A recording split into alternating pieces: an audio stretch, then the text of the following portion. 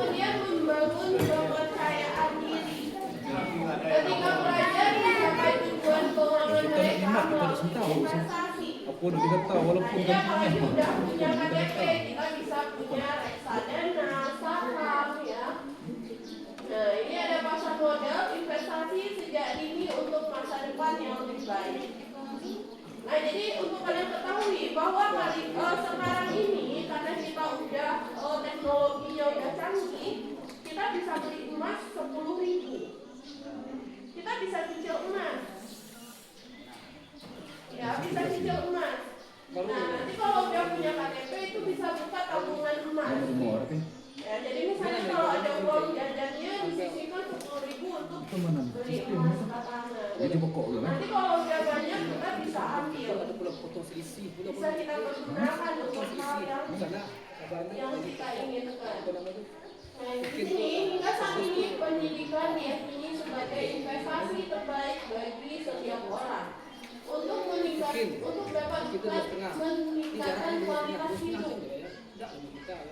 Nah, kita sekolah ini termasuk investasi. Ya, itu kita gunakan seumur hidup. Nah, apalagi nanti perencanaannya misalnya mau kuliah di mana, ambil jurusan apa. Ya, itu merupakan investasi yang dari bukan pusatnya. Nah, di sini setiap orang tua pasti akan menyerahkan sebuah tenaga untuk menyediakan dana untuk menutup biaya pendidikan anak-anaknya. Pernah nggak orang tua yang ngomong nggak punya uang kalau untuk sekolah? Pernah? Tidak pernah, tapi diusahakan. Ya. Nah, kalau nggak pernah sama sekali, mungkin kita nggak duduk di sini, ya kan? Nah, orang tua rela berinvestasi, mengorbankan dana yang tidak sedikit sesuai kemampuan finansial mereka agar anak-anak mereka dapat pendidikan terbaik dan memperoleh kehidupan yang sejahtera. Rata-rata di sini orang tuanya pekerjaannya apa? Tani. Iya. Ya. Sama orang tua saya juga tani. Ya.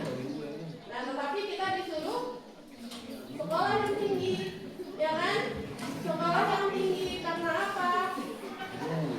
Untuk berinvestasi di masa depan kita. Ya. Nah, pertanyaan ini, pernah nggak kamu pikir berapa banyak uang yang sudah orang tua keluarkan buat kamu?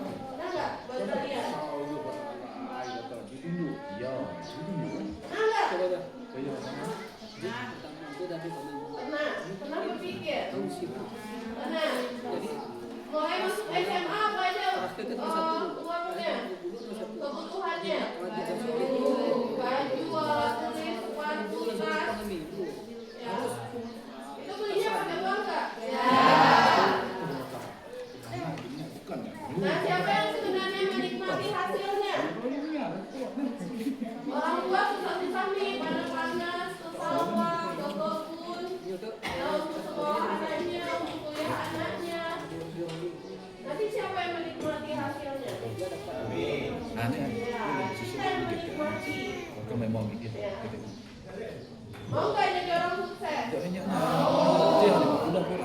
Nah, dari contoh itu investasi bisa diartikan sebagai mengorbankan uang sekarang.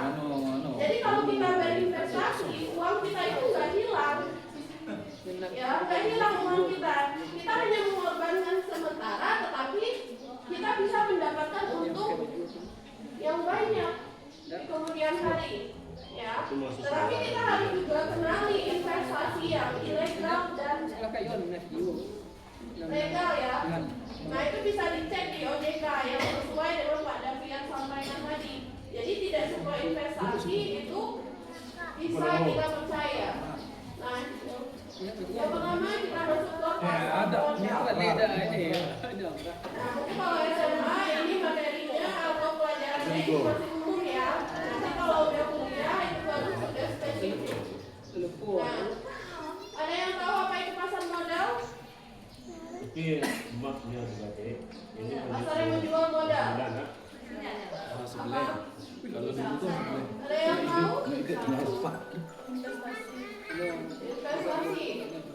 Investasi apa saja yang perlu diketahui? Apa manfaat melakukan investasi sejak dini?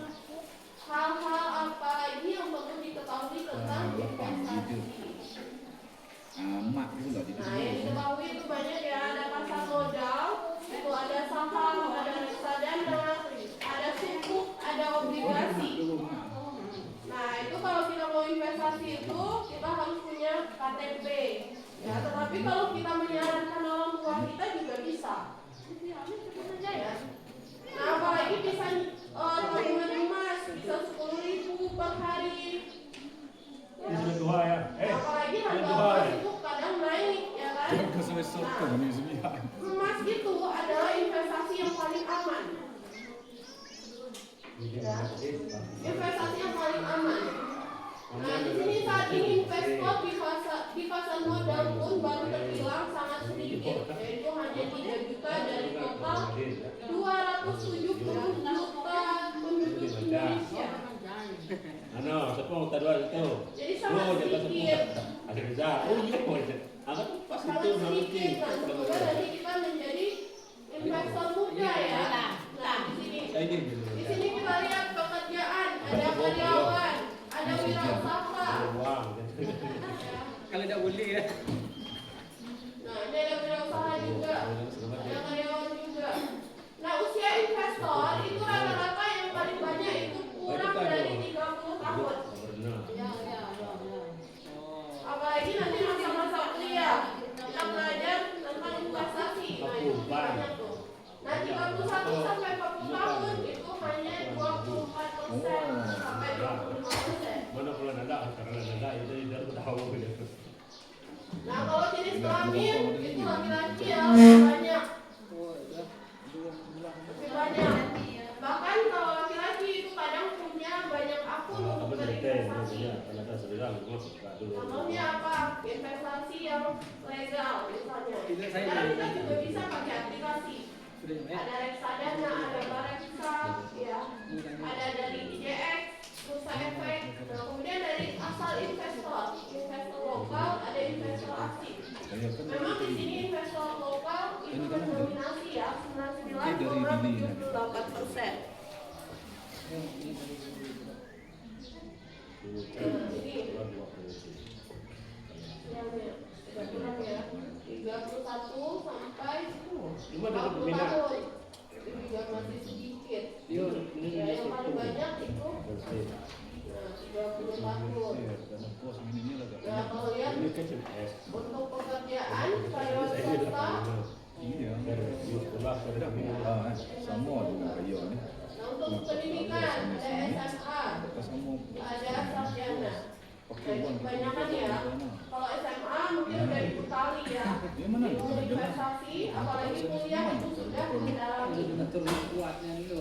Nah, kemudian penghasilan per bulan.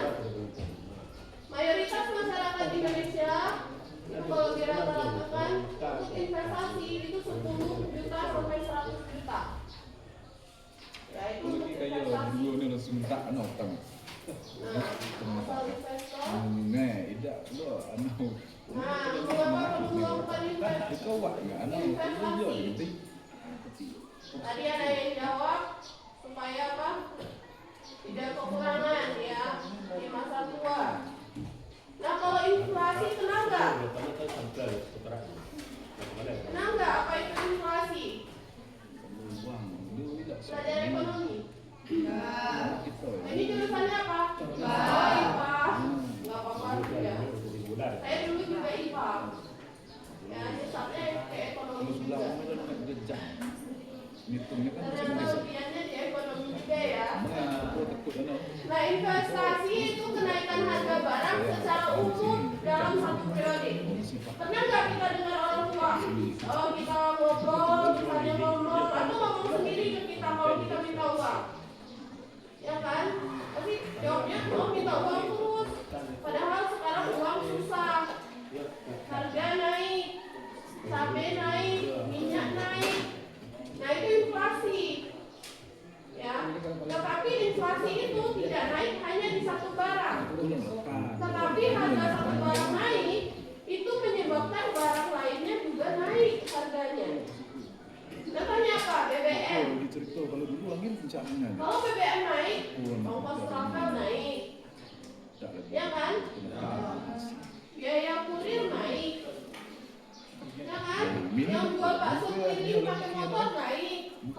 dinaikkan harganya porsinya jadi sedikit. Ya. Nah itu yang dikatakan inflasi. Dia mempengaruhi semua harga secara umum. Berapa semuanya naik. Nah ini harga beras akibat inflasi. Beras yang dibeli dengan 10.000 ya dapat 1 kilo atau 1.000 gram. Ini tahun pertama. Tahun kedua turun. Nah, ini namanya time value of money ya. Ya. Nah, kalau yang kuliah dikasih tahu nggak kakak-kakak yang magang time value of money? Tahu nggak? Time value of money, nilai waktu uang.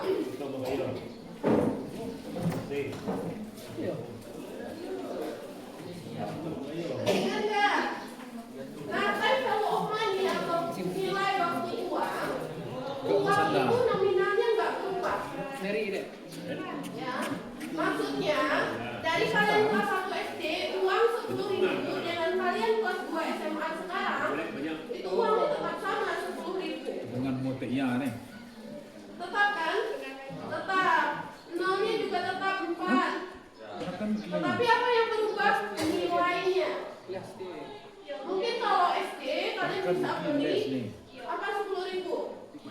Banyak ya. Sekarang cuma dapat nasi goreng 1 porsi.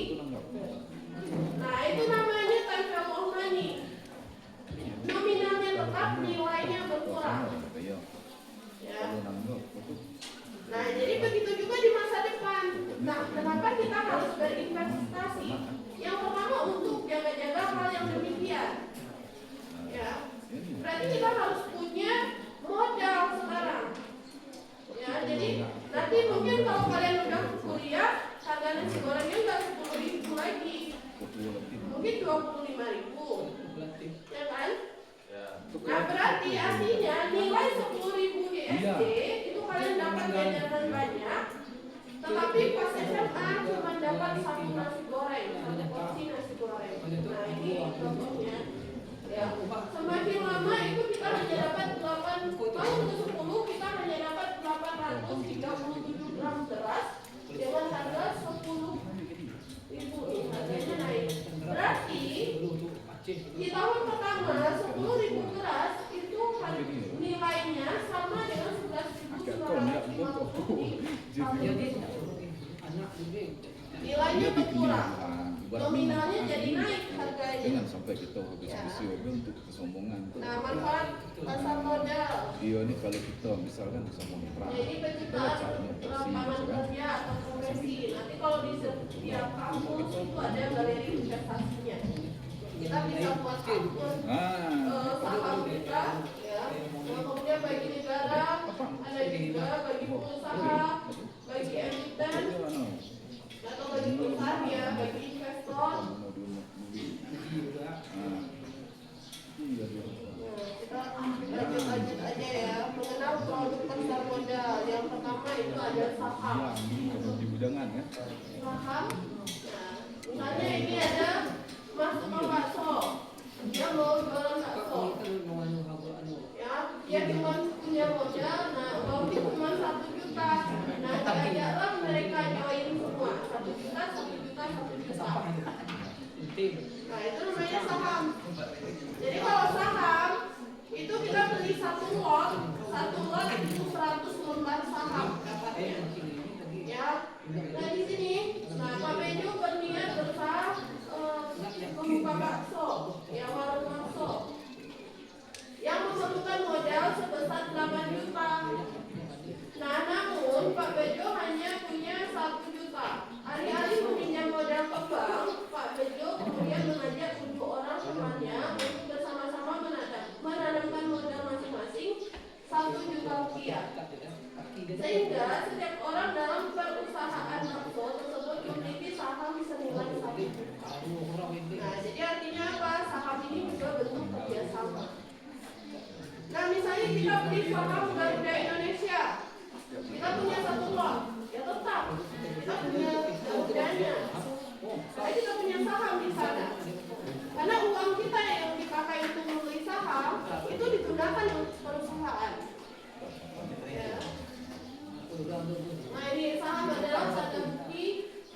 kepemilikan atas suatu perusahaan.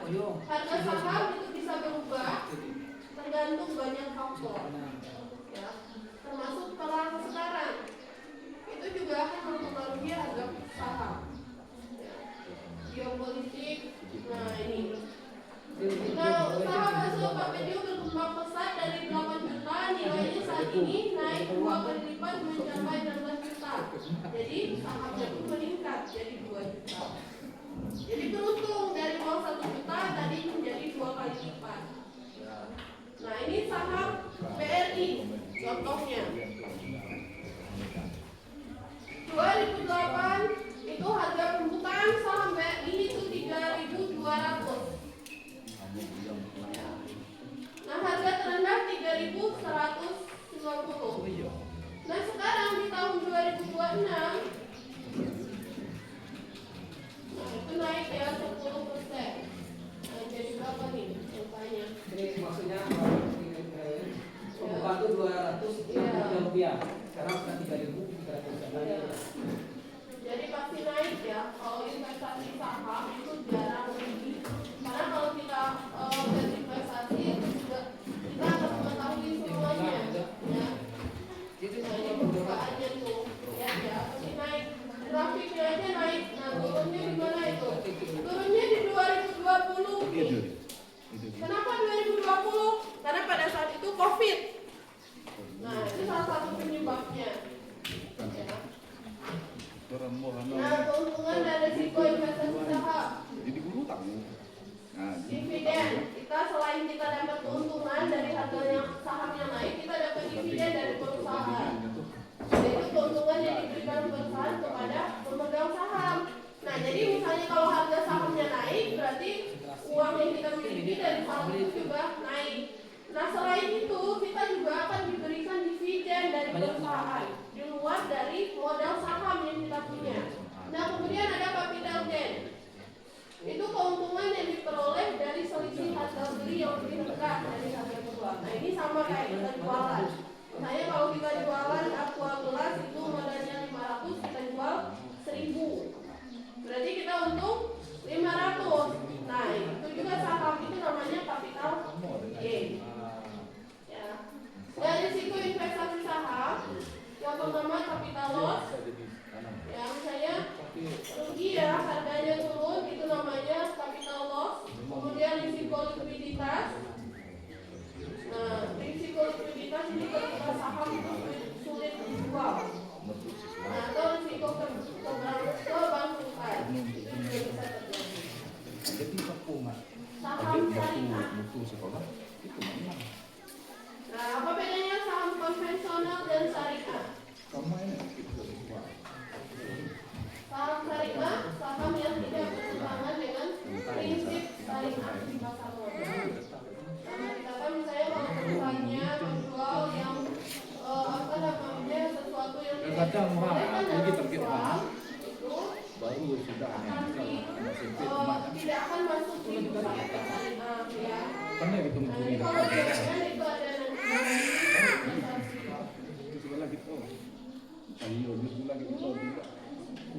Nah, ini bedanya. Kalau saham konvensional tadi Pak Bejo butuh modal 8 juta.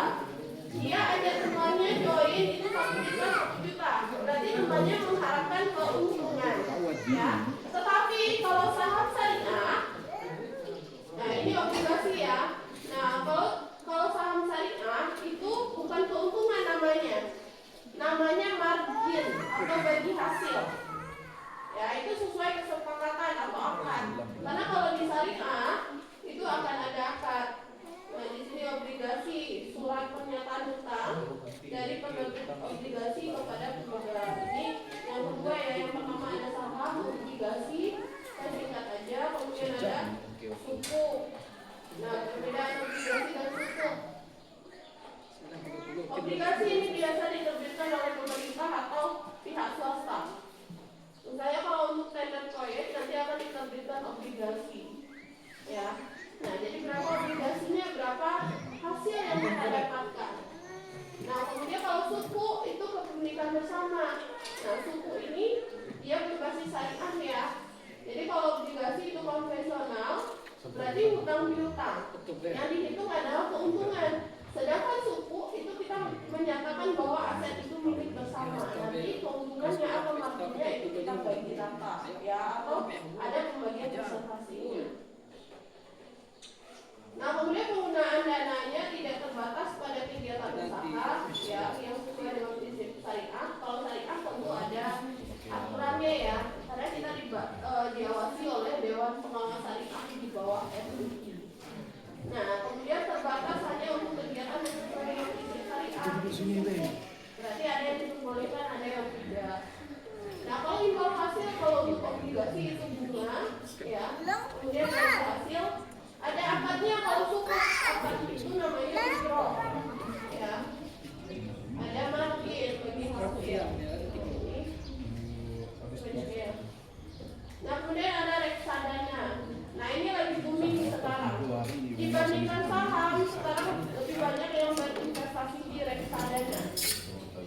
Ya. Halo, Dori ya, ayo. Nah, selain diperlukan modal juga diperlukan keahlian dan komitmen waktu. Maka kita harus mempelajari, ya, sebelum berinvestasi. Nah, ini ada unit pernyataan reksadana. Nah, ini ada manajer investasinya, ada kumpulan investornya, ada bank, kustodian, ya. Sudah hujan dari PDP. Oke, sampai di sini ada yang ditanyakan. Software-nya belum dibagikan, ya. Nah, bertanya dulu atau menjawab dulu. Wawancara. Nah, ini ada saham, ini ada efek hutang, obligasi, ini surat utang. Siapa yang mau bertanya? Iya, dia mau nanya dulu. Ya, Pak. Nggak boleh malu-malu, harus berani.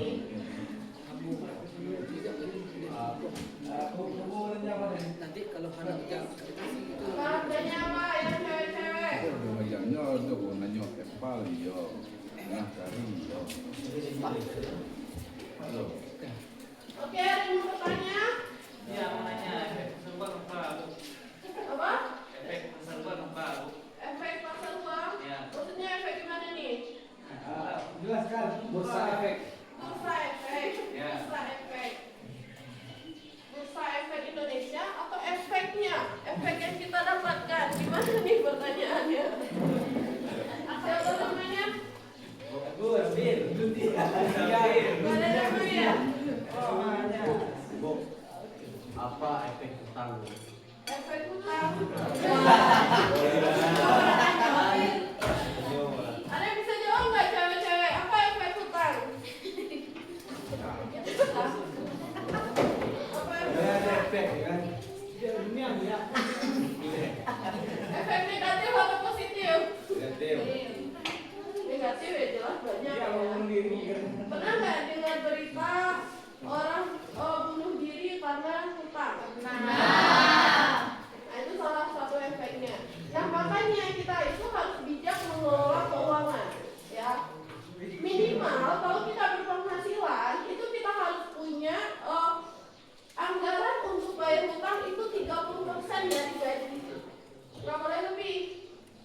Nah, contohnya misalnya gaji kita anggap 100% semuanya. 10% itu digunakan untuk sosial atau sedekah. Itu harus wajib kita anggarkan setiap bulan. Ya, 40% untuk kebutuhan hidup. 30% untuk bayar hutang. Jadi hutang itu nggak boleh lebih besar dari gaji, dari penghasilan. Ya, 20%-nya untuk investasi. Nah, makanya semuanya 100%. Nah, terlepas dari itu kita harus punya dana darurat. Kenapa harus punya dana darurat? Karena apa? Karena kalau kita sehat terus pasti ada waktunya sakit. Ya, betul. Ya, sakit butuh obat, butuh uang. Ya. Nah, kemudian apalagi masa kita itu kita nggak SMA terus, kita nggak minta terus sama orang tua. Tetapi nanti kita punya kebutuhan sendiri. Contohnya nanti kalau udah berkeluarga kita punya anak. Ya. Kemudian kita nanti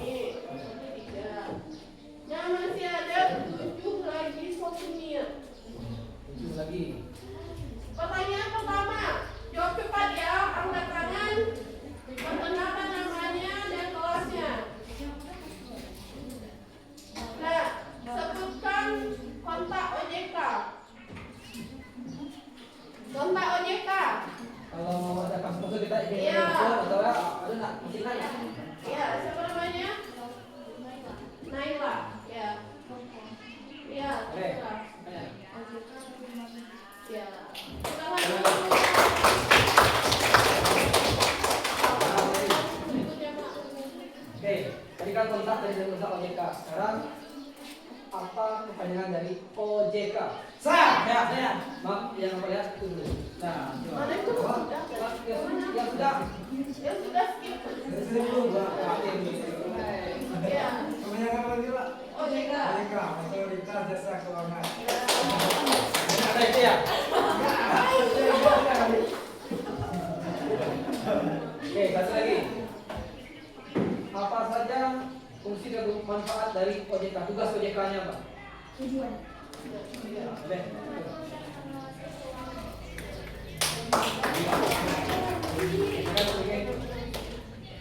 Oke, sebutkan macam-macam investasi. Selanjutnya kita bisa berinvestasi apa aja yang bisa kita investasi. Ini kalau menggunakan papan tulis gimana? Ya. Ya, Ada yang bisa? emas. Ya. Yang lainnya ada lagi tambahan investasi saham emas. Ya.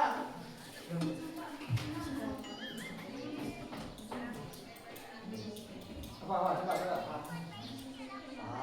Ya, tuh. Ya.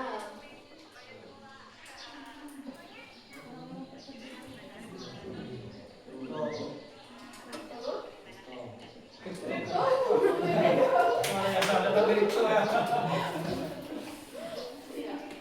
Padahal sudah ada di depan jawabannya. Obligasi atau sukuk. Ya, itu tambahannya. Oke. Gak ada yang mau bertanya? Gak ada? Apalagi kita mungkin Ya. Oke.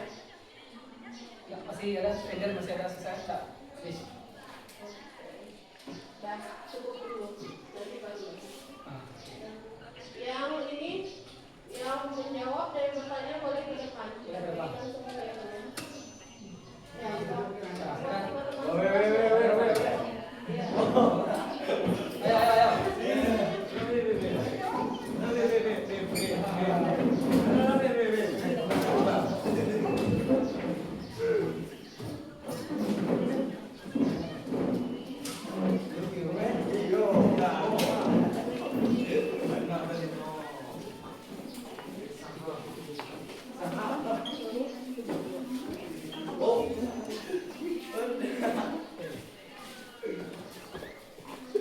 Ayo.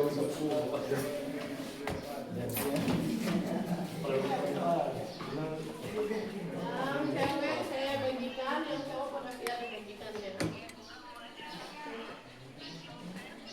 Kalau bisa ini. Oh ya, nanti minum dulu. Ya, coba.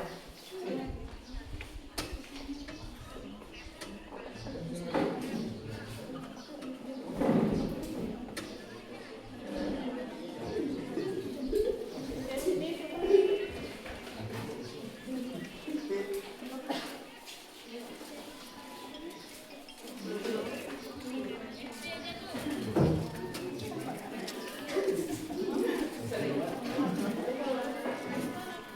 Baju mana bro? Turun bulan OJK.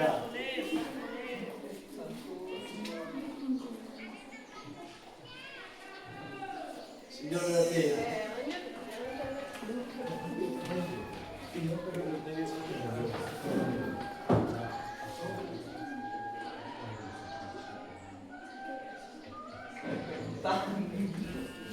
Pak, coba saja. Satu lagi.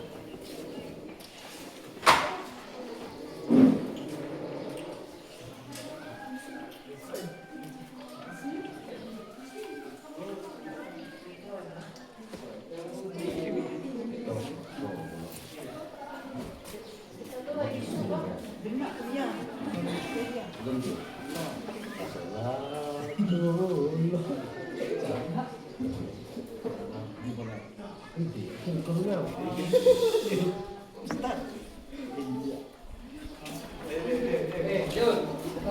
Yang pakai peci lu. Yang pakai peci.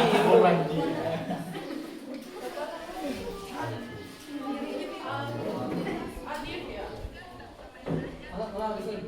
Ya. Benar ya. Boleh.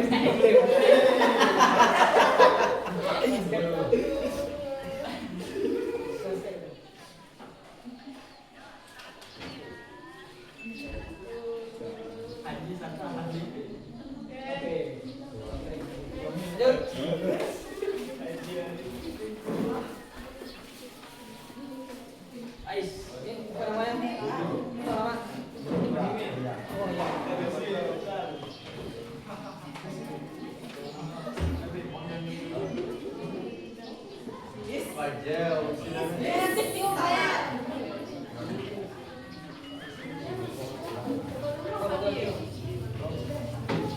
Sabil.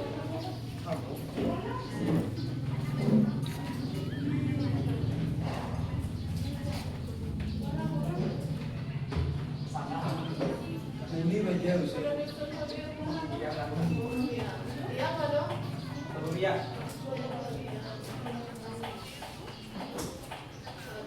Tapi berapa? Mana ya, Beb?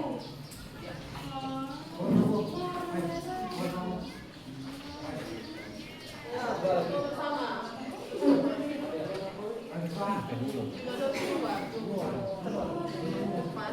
Sini lah duduk.